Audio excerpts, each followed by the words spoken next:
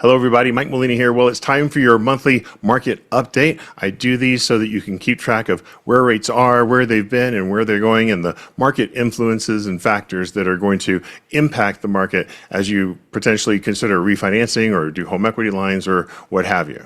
So without further ado, let's get into it. So to appreciate where we are, we need to look at where we've come from. And there's been a whole lot of activity and news coming out ever since the election. It has just been like drinking from a fire hose. So if we take a look back a year ago, we were at 7%, and things started to improve until towards the end of the year when some economic news came out that sent us skyrocketing back up, and we actually got very close to 7% again. Then the election happened, and then things started to spike back up again with all the talk of tariffs and everything else. They calmed down a little bit, and then the tariffs were actually announced, and they spiked back up. And then as the tariffs started to take effect and started to have more and more economic reports came in, a lot more calm set into the market, and we've seen not only a steady decline, but the decline has gotten sharper. So the angle, the rate of descent has increased, and that is a good sign. More and more economic reports have come out. It seems like, at least so far, that the tariffs are not going to have the inflationary concerns that people thought. We've not only seen a steady decline for 5 weeks straight, but the amount of the decline has increased, and that is a very good sign. Everything is based off of inflation. Inflation is the key. And this black line is inflation. These other lines, these are either the Fed funds rate, which is the rate you hear about being talked about in the news when they talk about the government lowering the rate. That's the big fight going on now between the president and the head of the Federal Reserve, Jerome Powell. And the president thinks he should lower rates, and he doesn't think he should. But you can see that the Fed funds rate typically follows inflation, as do 30-year fixed rates, as does the 10-year Treasury. So all of these things, you can see everything follows inflation. Inflation drives the rates. But let's take a little bit more focused view. So rather than look back all the way to 1968, let's just look back over the last 10 years. So again, the black line is inflation, and you can see everything follows inflation. And here right now is so that you can understand what's going on. They nicknamed Jerome Powell Too Late. His nickname is literally Too Late. And the reason is because he's always reactionary rather than proactive. And you see this right here. So this is COVID, and here's the recession we had at COVID. And of course, the Federal Reserve dropped the rates to zero, right? Because the economy came to a grinding halt during COVID, and it was, the end of the world, and everybody was freaking out, of course, naturally. And so the Fed funds rate was at zero. And then the government started to pump all this cash into the economy, but there was no increase in goods or services. As a matter of fact, they became more scarce. And so as the goods became more scarce, and as the government infused more cash into the economy, it drove inflation up. And you can see we started to skyrocket, as you well know, because we all lived it together, right? And going up. But you can see that there is a lag. Inflation was going up for, well into over a year before the Federal Reserve acted and started to raise the funds rate. The reaction by the Federal Reserve was too late. Now, since that high point in July of 2022, we've seen a gradual decline in inflation.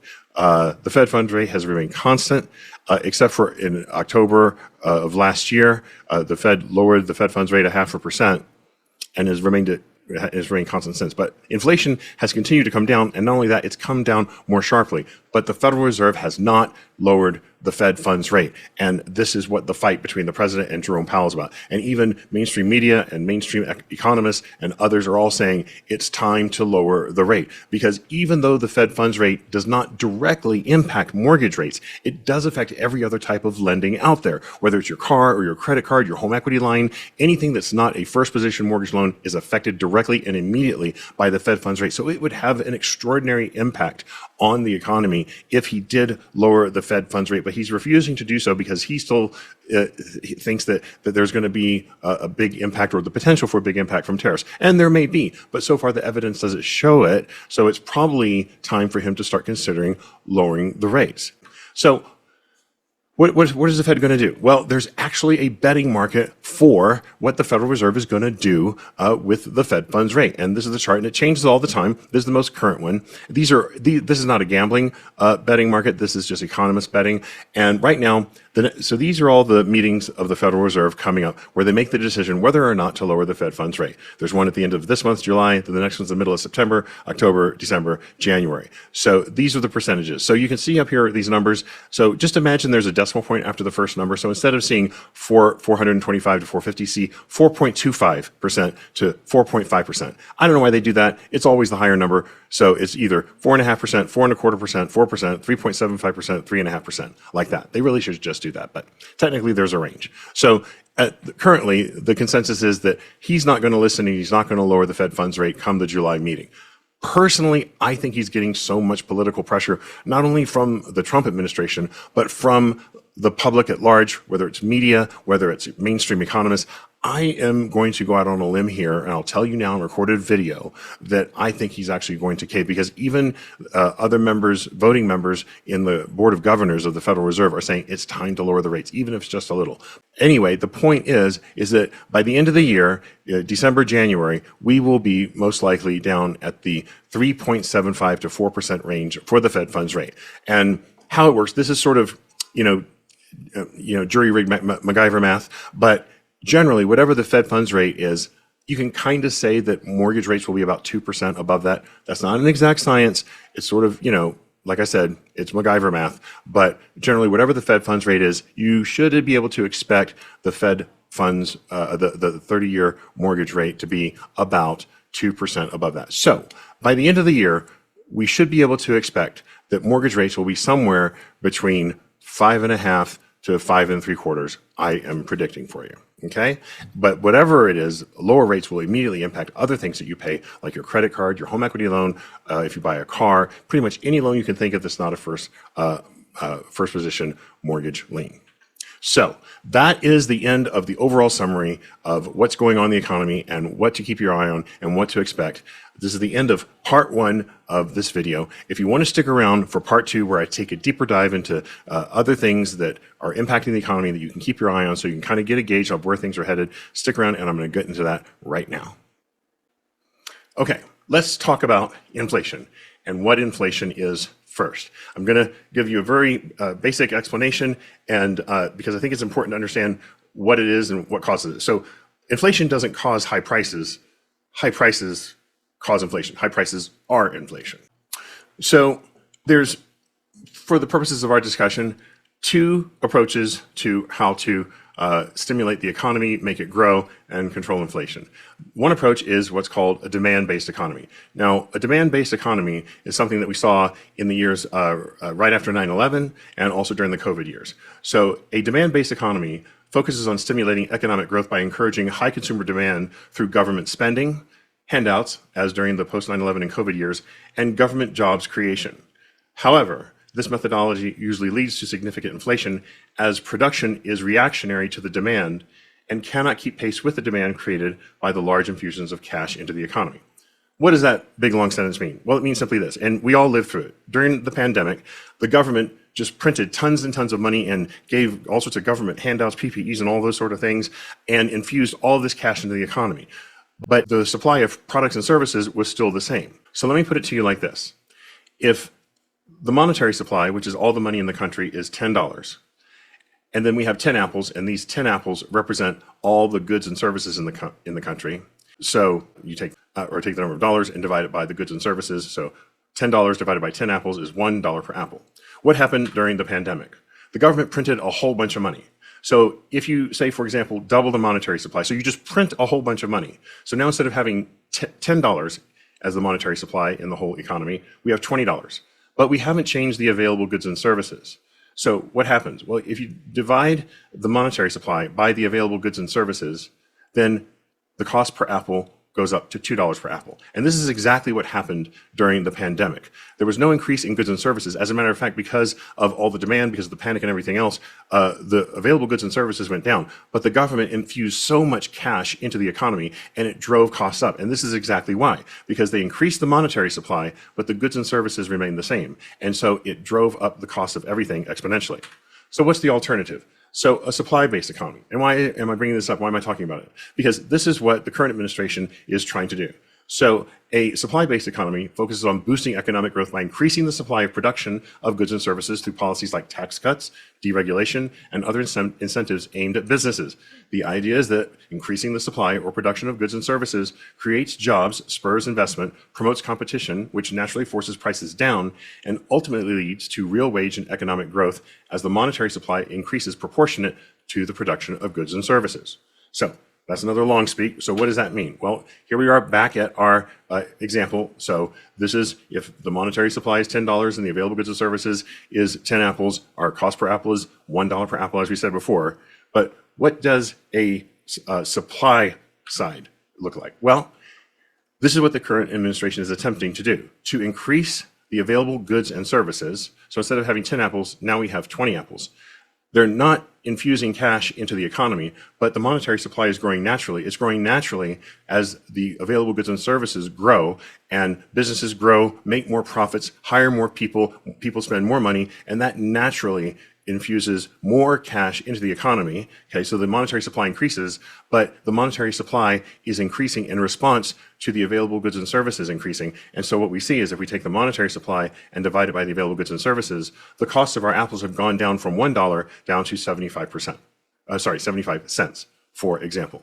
So that is a very basic explanation and example of inflation and the two different approaches to handling the economy and what the current administration is trying to do and why you are hearing all these things in the news being discussed. So let's talk about the deregulation of banks and industries, tax incentives, and tariffs, of course, because tariffs is what everybody has been worried about. So it doesn't get a lot of attention, but the deregulation of banks and other industries is very important. Now, deregulation does not mean no regulation. What they really mean when they say deregulation is they mean making it far less cumbersome to get businesses started or to get permits for certain things, for processes for borrowing money or what have you, so that it's less expensive on businesses so they can get to the business of doing business. And then providing incentives, tax incentives primarily to businesses to either onshore their business back to the United States or to build more business or expand their business so that they create more jobs and increase real wages for the American population. This is what the goal is. And we can see that, at least so far, a lot of this seems to be working. Right here is a sample of some of the companies that have agreed in light of the tariffs that the administration is imposing, have agreed to onshore their businesses in the United States and or invest in America. So these are a lot of really big companies. You can see a lot of these, all of them are at least in the millions, and some of them are in the billions. So this is a good sign because what this means is more business here in America, more jobs in America, more real wage growth in America, which will all lead to people having more money. There'll be less unemployment, and there will be more goods and services available for less cost. So how this works out over the long term remains to be seen, but so far at least we've only got 3 months or so of this going on to base it on, but based off of those 3 months, this does appear to be having positive results, and it does give a cautious but optimistic outlook for what lies ahead. So let's talk about energy, specifically oil and gas. So the oil and gas have a major impact on inflation. And that's because everything takes energy. It takes energy to make things. It takes energy to transport things. It takes energy to use things. So energy has a pervasive impact on everything in the economy and really impacts prices a lot. And so you see here on this top line, going back 10 years, this is the cost of a crude barrel of oil. And this is the rate of inflation. And you can see inflation follows the cost of a crude barrel of oil almost perfectly. And that makes sense because the more it costs to make and transport and use something, then the more that something is going to cost. And the more something costs, well, that's inflation. So here we have, look back for a year, on July 9th of 2024, the cost of a crude barrel of oil was $82.33. We've seen a steady decline, more or less, mostly since the turn of the year. We've seen a steady decline in the cost of a crude barrel of oil. We had a little spike right here when the whole Israel-Iran thing happened, but that quickly settled back down. And right now we're at $66.50. And that is expected to continue to go down. As we know, one of the administration's goal is as they say, drill, baby, drill, meaning they want to really ramp up oil production. They have been doing so, and they're going to continue to do so. And basic law of supply and demand, the more of something you have, the lower the cost is of that something. So how have gas prices been impacted? Well, we can see over the past year a steady decline of the cost of a gallon of gas. So a year ago, we were at $3.50 a gallon, and now we're down to $3.15 a gallon. Right now, if you want to look back for a whole year, for 3 years, so this red line right here is where we are so far for 2025. You can see in 2022, the terrible, terrible year of 2022, when everything cost us way too much, things were ridiculously expensive, right? They've gotten better, but in 2023, this was the cost, and 2024, and you can see right now, for the whole year, we've been below the cost of a gallon of gas for any of these other 3 years. And as production ramps up, then we should see this line continue to go down, and hopefully, very, very soon, like within the next month or so, hopefully, we'll be below $3 a gallon, and we'll get our way down into the mid to high twos. That would be absolutely wonderful and impact the cost of everything else in the economy and inflation. So those are the big things to watch as you're looking at things. Don't let some of the people that want to get excited and focus on negative things under your skin too much, because, people on these programs don't get paid if people don't get views. So consider the motivations, look at it objectively, and as I said, we need a lot more time to see if the administration's plans are going to work out. We don't know that they will. We only have had about 3 months or so. Yes, the administration has been in power for about 5 or 6 months, but these policies have only really been taking effect for about the last 3 months. So we only have about 3 months to measure things. So we're going to need a lot more to see how things go. But if the last 3 months are any indicator, there is reason to be cautiously optimistic about the future.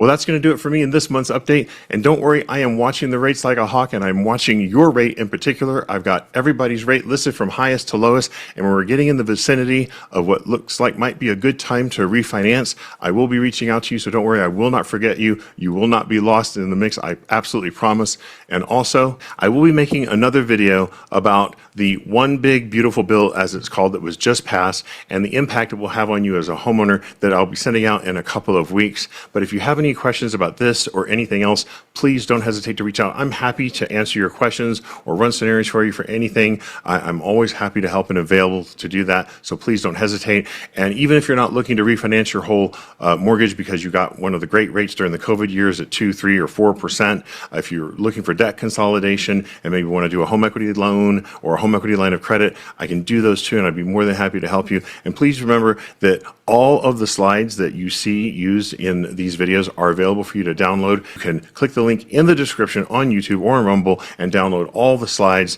from there. And I would just ask you a huge favor, please, if you're watching this on YouTube or Rumble, that you please like the video, subscribe if you can, and share the video with others.